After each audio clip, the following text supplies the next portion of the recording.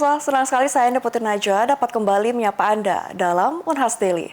Dalam beberapa menit ke depan, kami akan menyajikan berita-berita terpercaya hanya untuk Anda. Dalam tradisi masyarakat suku Bugis, gender tidak hanya terbatas pada dua kategori, seperti yang dikenal umum di banyak kebudayaan. Suku Bugis mengenal 5 gender yang memainkan peran penting dalam struktur sosial dan spiritual mereka. Salah satu di antaranya adalah bisu, sosok yang memegang peran untuk sebagai pemimpin spiritual dan penjaga tradisi kuno. Berikut liputan selengkapnya untuk Anda. Berbeda dengan sistem gender pada umumnya, dalam tradisi masyarakat suku Bugis dikenal 5 gender dalam kehidupan masyarakat, yakni Orwane atau laki-laki, Makunrei untuk perempuan, Calalai perempuan berperilaku seperti laki-laki, Calabai laki-laki berperilaku seperti perempuan, dan Bisu. Keberadaan bisu sempat tak dapat dilepaskan dari budaya dan tradisi yang dijalankan suku Bugis. Hal ini seiring dengan sejarah suku Bugis yang mengenal kepercayaan kepada pemilik semesta dan kehidupan jauh sebelum agama-agama yang ada saat ini masuk ke wilayah Sulawesi Selatan. Dilansir dari laman Kemendikbud, bisu adalah sebutan bagi pemimpin ritual agama Bugis kuno. Istilah bisu yang berasal dari kata besi yang dalam bahasa Bugis memiliki arti bersih. Hal ini merujuk pada kondisi bisu yang tidak berdarah, suci atau tidak kotor, karena mereka tidak haid layaknya perempuan. Ada pula yang menyatakan bahwa kata bisu berasal dari kata biksu atau pendeta Buddha. Masa kerajaan pra-Islam di Tanah Bone 1623 hingga 1605 Masehi adalah masa kejayaan bagi para bisu. Pada masa kerajaan Bone, bisu menempati posisi terhormat di dalam masyarakat Bugis sebagai penasihat spiritual kerajaan. Hal ini yang membuat seorang bisu bukanlah orang sembarangan dan dipercaya merupakan anugerah dari Dewata.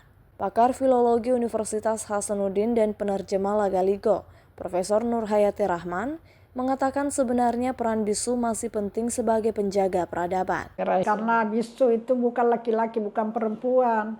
Kalau calabai laki-laki yang keperempuanan atau calalai wanita yang kelaki-lakian. Tapi kalau bisu itu in between, dia berada di dunia tengah. Dia bukan laki-laki dan bukan perempuan.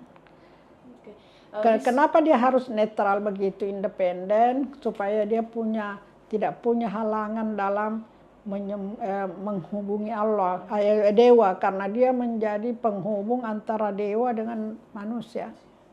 Dia sebetulnya perjalanan sejarahnya ini kasihan, dia mengalami banyak diskriminasi ya.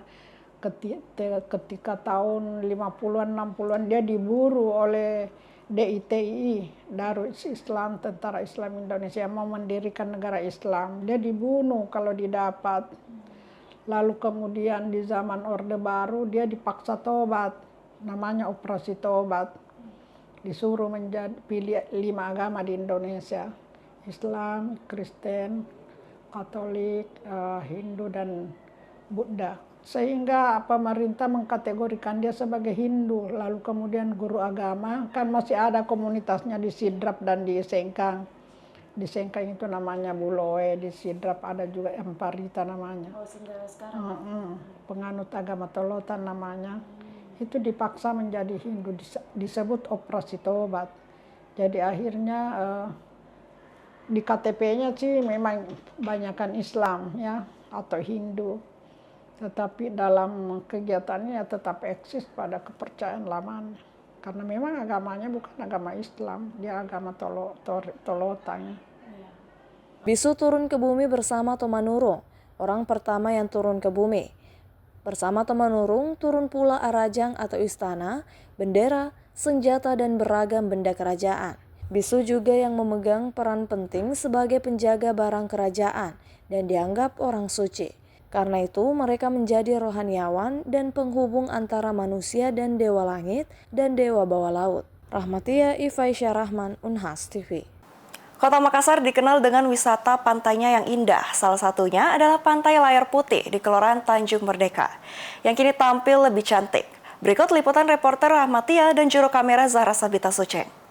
Beginilah suasana terkini Pantai Layar Putih yang terletak di Kelurahan Tanjung Merdeka, Kecamatan Tamalate, Kota Makassar, Sulawesi Selatan. Pantai yang berjarak sekitar 5 km dari Pantai Losari ini kini mulai dibenahi.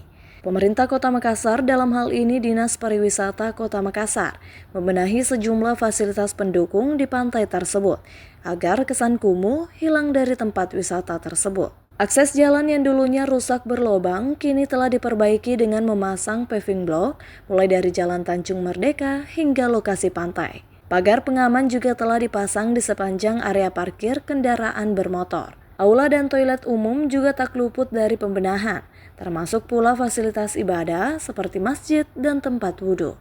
Beberapa gazebo pun dibangun di kawasan ini untuk memanjakan pengunjung. Diakui pengelola tempat wisata Pantai Layar Putih Syafarudin, dalam pembenahan lokasi wisata ini, Pemkot Makassar fokus pada perbaikan akses jalan, agar di saat musim hujan, pantai ini masih dapat dikunjungi para wisatawan. Tamu yang masuk di sini itu secara tidak langsung mereka itu menyumbang ke RW 04 di Tanjung Merdeka ini. Karena uang tip masuk kan karcis itu biasanya kalau ada warga di sini yang meninggal, uang dari situ. Yang mulai dari kalau seumpamanya warga yang meninggal di rumah sakit, itu ambulansnya uang dari sini semua, pemakamannya semua itu uang dari karcis yang masuk. Ya. Jadi memang terasa dampaknya ini. Luar biasa buat masyarakat di sini khususnya. Usai mendapat pembenahan, pengelola mulai memberlakukan jam berkunjung di pantai ini, di mana pantai ini dibuka sejak pagi hari dan ditutup pada pukul 21 malam. Pihak pengelola pun akan mengingatkan pengunjung apabila jam operasional tempat wisata ini telah usai. Ya. Itu biasanya kalau sudah jam 8 lewat itu istilahnya kurang 10-15 lah, jam 9. Saya sendiri itu yang ke dalam itu. Ke dalam mencari tamu-tamu yang masih ada, memberi mereka arahan bahwasanya waktu berkunjung hanya sampai jam sekian. Namun Anda tak perlu khawatir jika ingin menikmati indahnya matahari terbenam di pantai ini. Karena meski telah dibenahi, namun tarif masuk ke pantai ini masih tergolong murah. Hanya perlu menyiapkan uang Rp5.000 untuk membeli tiket masuk per orang, serta parkir kendaraan sebesar Rp5.000 untuk sepeda motor dan Rp10.000 untuk mobil. Nah, mau menunggu kapan lagi? Segera susun rencana Anda untuk mengunjungi Pantai Layar Putih ini bersama orang-orang terkasih Anda. Rahmatia Zahra Sabita Suceng, Unhas TV.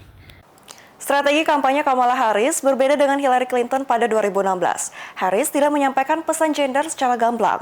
Namun, narasi kedua capres Harris dan Trump tentang maskulinitas yang nampak bertentangan tidak luput dari perhatian. Kontras antara Konvensi Nasional Partai Republik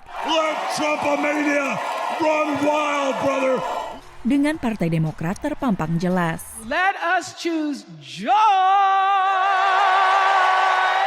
Begitu pula visi kedua partai tentang maskulinitas. Harris, wakil presiden perempuan pertama di AS, berbagi panggung konvensi dengan cawapres Gubernur Minnesota Tim Walz dan suaminya Doug Emhoff, laki-laki yang telah mengambil peran pendukung yang secara tradisional dipegang oleh perempuan. Pendukung Demokrat mengatakan kedua pria tersebut adalah wujud maskulinitas tonik atau sehat, istilah yang diciptakan sebagai kebalikan dari maskulinitas toksik atau beracun, sebuah kepatuhan ketat terhadap stereotip peran gender laki-laki yang dapat mengarah pada merendahkan nilai perempuan dan kelompok lain. Trump menjuluki dirinya sebagai pejuang, sebuah citra yang ditegakkan oleh cawapresnya, Senator J.D. Vance. We have got a once-in-a-lifetime opportunity to re-elect a man who proven he's too big for the deep state bureaucracy. He's too tough for the tyrants all over the world. He was too strong even for an assassin's bullet. Pasangan ini menganut gaya maskulinitas yang lebih tradisional. The idea that men are in charge and are making the decisions, and a particular kind of man, a sort of theatrically strong man, a man who has a sort of paternalistic control over the family. Walz adalah penentang narasi tersebut dari Demokrat. Dia adalah mantan pelatih sepak bola yang senang berburu, pernah menjadi anggota militer, dan suka memberikan tips perbaikan rumah dan mobil. Is the headlight harness on a 2014 Ford Edge.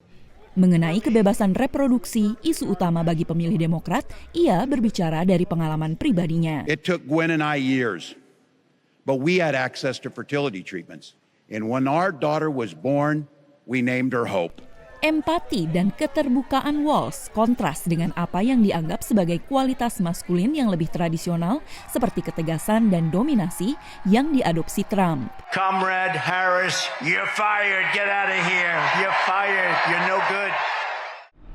Polling menunjukkan wanita lebih menyukai Harris dan pria lebih menyukai Trump dengan kesenjangan jelas di kalangan usia muda. Kecemasan atas perubahan atau pergeseran peran gender dipercaya menjadi salah satu faktor penyebabnya.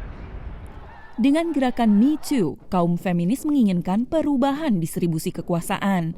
Pembicaraan ini mungkin membuat sebagian pria merasa terancam. There was a sense that their masculinity and their manhood was in some ways precarious and that they needed to reassert or reclaim that power that has been threatened or lost. Tim kampanye Trump gencar meyakinkan para pemilih pria melalui forum online yang mempromosikan maskulinitas. Sementara Partai Demokrat condong pada hak aborsi. Semua isu ini dapat memotivasi partisipasi berbagai kelompok dalam pemilu presiden November nanti. Dari Washington DC, Valdia Baraputri dan tim VOA. Baik pemirsa, berita tadi sekaligus menutup perjumpaan kita pada hari ini. Jangan lupa untuk terus saksikan Unas Daily hanya di Unas TV. Saya Deputi Najwa mewakili seluruh kru yang bertugas pamit undur diri dan sampai jumpa.